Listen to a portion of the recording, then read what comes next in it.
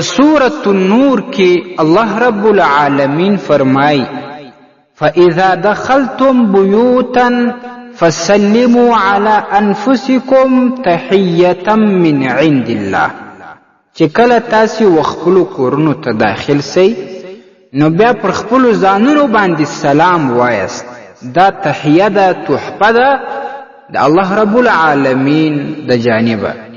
نو دلته فقیه ابواللیث رحمه الله لیکي چې دا آیت د دوو امرونو تقاضا کوي، د دوو خبرو تقاضا کوي. یو دا چې سلام پر خپل اهل باندې د خارجه د بهر څخه د بازار څخه چې ته کله خپل کور ته راسې نو ستا په کور کې چې هر څوک وي، که مشران وي که کشران، که زنانه وي که نارینه، که لویان وي که کوچنیان، چې هر څوک په کور کې ته به پر هغوی باندې سلام وایې چې السلام علیکم ورحمت الله وبرکاته. هغه به درته جواب درکوي. دا یو امر.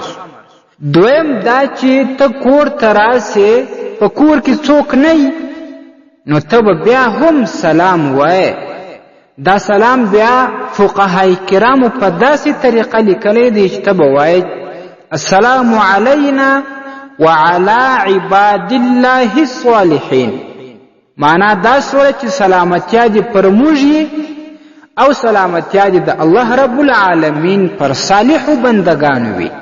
بیا به د الفاظ د سلام داسې وایست چې کله په کور کې څوک نه او بعضې علما لیکي چې که په کور کې څوک نه ته دا سلام ووایې نو ګوره تا وویل چې د الله پر صالحو بندگانو دې هم سلام وي، نو تا ته د دې سلام جواب ملائکې درکوي.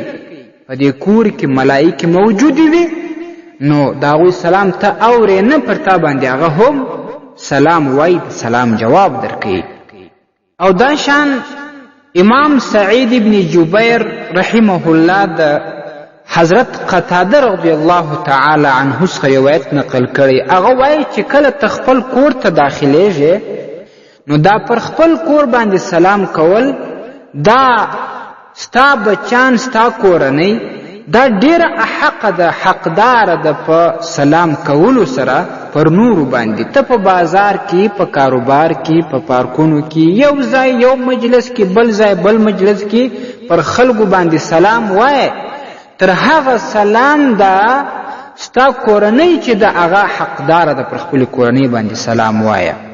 او دا شان امام ابراهیم رحمه الله یو ناشنا خبره دا کړې ده چې کله یو څوک خپل کور ته راسي او بیا پر دې خپل کور باندې سلام ووایي، که په کور کې څوک موجود وي که نه، نو شیطان وایي چې لا مقیل لی، اوس په دې کور کې ماته د قرار د اوسېدلو ځای نسو پاته.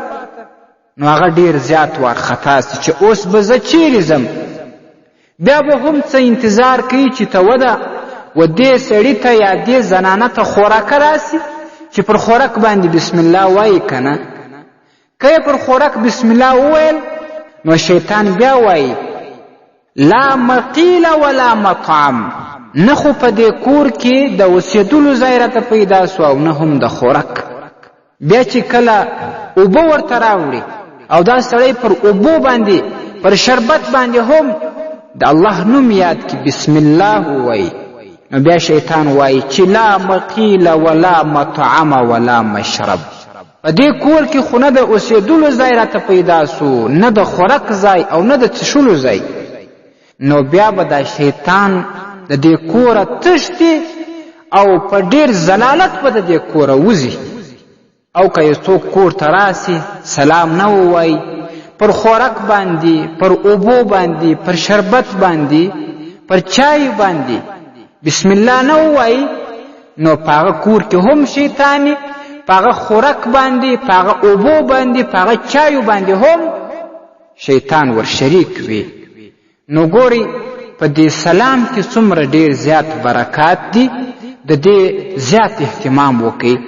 خلاصه د خبرې دا چې کله خپل کور ته راځئ، که په کور کې یو څوک موجود وي، هر څوک چې وي، که زنانه وي که نارینه، که غټان وي که کوچنیان، السلام علیکم ورحمت الله وبرکاته به ورته وایست. او که په کور کې هیڅوک نه د سلام الفاظ به داسې وایست: السلام علینا وعلى عباد الله الصالحین. نو که په کور کې څوک نه و تاسو ته به ملایکې هم د دې جواب درکوي. ستاسې د اسلامي پوښتنو جوابونکی مفتي حکیم الله صابر الحنفي صاحب.